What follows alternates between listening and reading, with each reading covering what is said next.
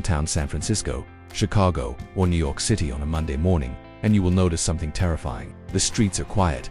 The skyscrapers that used to be buzzing with thousands of workers are now standing like giant glass tombstones. Welcome to the commercial real estate apocalypse. While everyone was worried about a housing market crash, a much bigger disaster has been brewing in the shadows of our city centers. We are looking at a $1.5 trillion wall of debt that is about to crumble, and when it does, it could take down hundreds of regional banks with it. This is the story of how remote work killed the office, and why your city might be the next ghost town. To understand this crisis, we have to go back to 2020. The world changed overnight. We all learned how to use Zoom, and millions of employees realized they could do their jobs from their living rooms in their pajamas.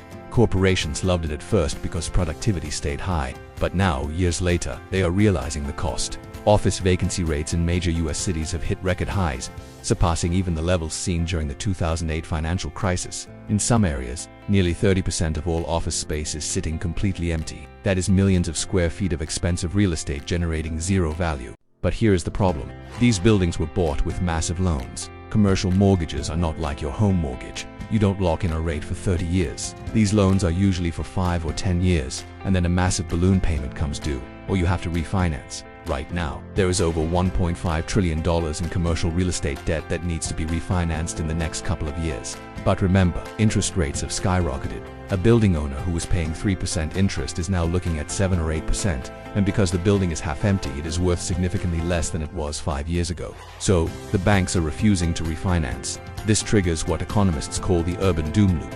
It starts with empty offices. When workers don't come downtown, they don't buy coffee. They don't eat lunch at local restaurants, and they don't take public transit. This forces small businesses to close. As businesses close and foot traffic dies, the city collects fewer taxes. With less tax revenue, the city has to cut services like police, sanitation, and public transport. Crime goes up, the streets get dirtier, and the homeless crisis gets worse. This makes the city even less attractive, so even more people and businesses leave. It is a downward spiral that destroys the entire economic ecosystem of a city. Now, you might be thinking, I don't own an office building, so why should I care? You should care because of who owns the debt. It is not the big too big to fail banks like JP Morgan or Bank of America that are most exposed. It is the small and mid-sized regional banks. These are the banks where you keep your savings and where local businesses get their loans. Small banks hold nearly 70% of all commercial real estate loans in America. If these building owners default, which they are already doing, these banks are going to take massive losses. We saw what happened with Silicon Valley Bank. Now imagine that happening to hundreds of banks across the country all at once. We are already seeing the cracks. Major landlords like Brookfield and Blackstone have already defaulted on mortgages for high-profile office towers in Los Angeles and New York. They are literally handing the keys back to the lenders and walking away. They know the buildings are underwater. When the smartest investors in the room are walking away from their assets, you know the crash is not coming. It is already here. The terrifying reality is that we have too much office space for a world that has fundamentally changed. We overbuilt for a society that no longer exists.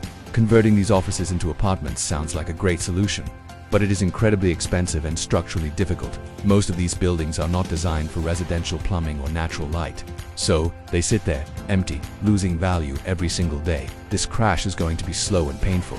It won't happen overnight like the stock market crash. It will be a slow bleed as loans come due month after month and more buildings go into foreclosure. It will reshape our cities, our banks, and our economy for the next decade. The era of the megacity downtown might be over, and we are just beginning to feel the aftershocks. If you live in a major city, look around. The 4 lease signs are not just signs, they are warnings. A financial storm is hitting our skylines, and nobody knows how much damage it will do when the dust finally settles. If you want to understand how this economic shift will impact your wallet and your future, make sure to subscribe to the channel. I will be covering every step of this crisis as it unfolds.